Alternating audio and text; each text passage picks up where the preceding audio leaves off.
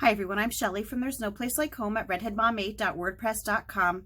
I realized that I haven't added any specific videos to my Homeschooling 101 series, and I thought of the perfect topic today.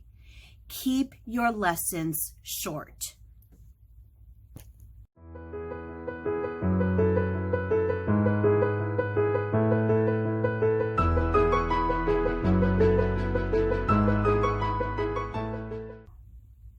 I've often referred to our homeschool as a mishmash of a bunch of different homeschooling methods. For example, we use some Charlotte Mason in our homeschool. We use a lot of unschooling philosophy. And of course, most of you know how much we love our unit studies.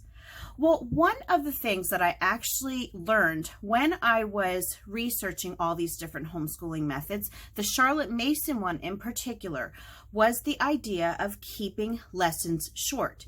And when I say short, the examples that I saw were 5 to 10 minutes for younger children. And then when it gets to older children or into the teen years, it could be 15 to 20 minutes. And that goes contrary to what most of us think of when it comes to lessons, because we're used to, in school, those 45 to 50-minute periods, or even if you are homeschooling, a lot of our math books that we used to have would have like 50 pages or 50 problems on a page, and it would take forever for my kids to get them done. So yeah, it really does go against what you would typically think of when it comes to children learning, because we have this notion of quantity over quality. I almost said that wrong. And it's something that happens in different areas of our lives. I actually made a video not too long ago about how when it comes to spending time with your kids, a lot of times quantity does matter. Quality does too, but quantity does matter in the amount of time that you're spending with your kids. But in this area, when it comes to learning, when it comes to your kids retaining what they are taking in, the quality is far more important than the quantity. And think about this.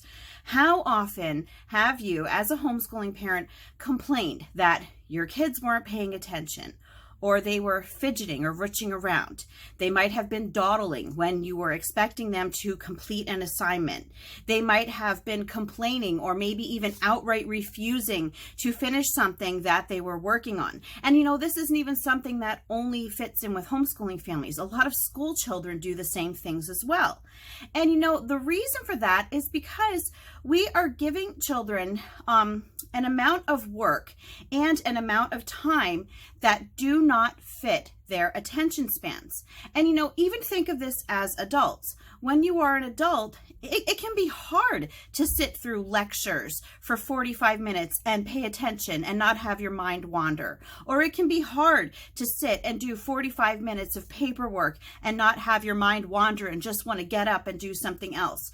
Yet we seem to have higher expectations for children who really are more immature than adults are. So we should understand that these things just aren't going to work for a lot of kids. So why do we do these things? Well, we do them out of habit. So what I'm going to say to you today is to start thinking about making your child's lessons fit their attention spans. And so the time frame that I mentioned just a couple of minutes ago, it's a good starting point. When your kids are, 5 or 6 years old, yeah, just have their lessons, for example, their math lessons, be 5 to 10 minutes long. When they are maybe a little bit older and are, like 12 years old, 13 years old, sometimes even high school, yeah, 20 minutes, sometimes even 30 minutes, if you're getting up there into high school years. But the idea is to allow your child's attention span to grow along with them. And one thing that I was thinking of as I was taking my notes and writing things down for what I was going to say in this video is that I really try to not make my videos here too long for you. A lot of times if I see that my video is like 20 minutes long, I'm like, oh man, nobody's actually going to sit and watch that whole thing, because I get it. I understand that people don't really want to sit and watch long videos like that, or watch long lectures, or do long lessons. So again, we've got to start applying these same principles into our children, what we know from ourselves. So, that can go even for read alouds. Yeah, there are homeschooling families who are able to sit through read alouds for an extended period of time. I've talked to families who say that they could read to their kids for 2 or 3 hours and their kids would be happy.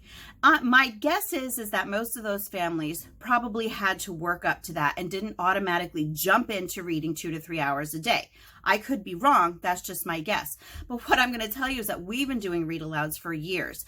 And we started out only reading for maybe about 10 minutes at a time for our read alouds. And we are at the point where, yeah, we can get up to about 30 minutes is about the cutoff for read alouds. But it's like a muscle. You have to strengthen it. You have to get your kids used to doing these things. You can't just jump in and automatically think that because other people are doing things a certain way that your kids have to do it this way too. So you've got to really think about these things. So one of the reasons that shorter lessons are actually better for children is, besides the attention span, besides the notion that it is hard for them to sit still, it's hard for them to pay attention, is retention. If you watch children closely, you will see that very often they will be sitting and paying attention for the first few minutes of a speech or a lecture or a video. But yeah, they do start to wander and start doing other things, maybe looking out the window, maybe like poking their brother and sister, moving around a lot. And the thing is that those first few minutes of a lesson, those are the ones that your child is going to retain. They're not going to remember, after the time comes that they are no longer able, to really concentrate on what's happening. They're not going to retain much of that after all. So rather than, think that you have to do it just because everyone else is doing it, or because you think it's normal for lessons to be 45 minutes, or that a math worksheet has to have 50 problems on it, pay attention to your kids and, just let them work at a pace or for a time period that works best for them. Because just because you say that your kids are getting 45-minute lessons doesn't mean that they're retaining 45 minutes worth of information. What is the difference if you give your kids a 10-minute lesson where they retain everything versus a 45-minute lesson where they retained the first 10 minutes and then the other 35 minutes were pretty much wasted? So this is something that we really need to learn to break out of this box of thinking that things can only be done a certain way. And so, yeah, when it comes to math problems in particular, I've noticed that there are a lot of math curriculums that do have what I call drill and kill, lots and lots and lots of math problems on a page. So, just because there are 50 math problems on a page does not mean that you have to complete them all in one day. What I do with only one of my kids right now. With one of my daughters, she is in a math book that as she's getting older, they're starting to put a lot of problems in there. But I know my daughter's attention span. She's only 8. So what I do is I usually will circle the problems that I want her to do. Typically, it's every other problem. And that will take her about 10, maybe 15 minutes at the most to do her math for the day. If she, has it all down and didn't have any issues with it, we can move on to the next day and we can do the same thing with the next page. If she had a lot of problems, we can always have her do problems as in issues of not understanding. I have to clarify myself there. But if she had a lot of issues with not understanding, then yeah, the next day we can go back to that same page and she can do all of the other ones that she did not do for review. So those are just some ideas of, how to work this into your math. But again, I'm going to repeat it. Just because all of those problems are on the page does not mean that you have to have your child do all of them, and they do not have to get it all done on the same day.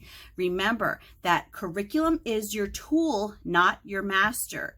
You use the curriculum as it works for your homeschool. You do not have to do everything in the curriculum specifically as it says. You're the boss. Your curriculum is not the boss. Okay? Remember that. It's just something that you keep in your homeschool tool belt. That's it.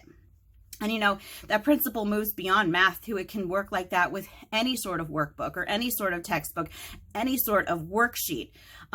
Just, you have to know your child's limits. So yeah, and I have to say that the amount of time that you spend on doing lessons with your kids, it will extend over time. You know, it will expand. As your kids get older, yes, they will be able to sit for longer periods of time. So it's okay. When you see that your kids are ready, you can start adding on additional time or adding on additional problems, but don't ever feel boxed into those 45 to 50-minute lessons or finishing all of the 50 problems just because you feel like you have to do it. If you think that retention is more important than time, short lessons are the way to go. Anyway, that's all that I have for you today. If you like this video, give it a thumbs up. If you haven't subscribed yet and would like to hear more of what I have to say, I would love if you would do that. If you have any questions or comments, you can head on over to Instagram because YouTube disabled my comments. And if you like my work and would like to check out my Patreon page, I will leave a link in the description box for that as well.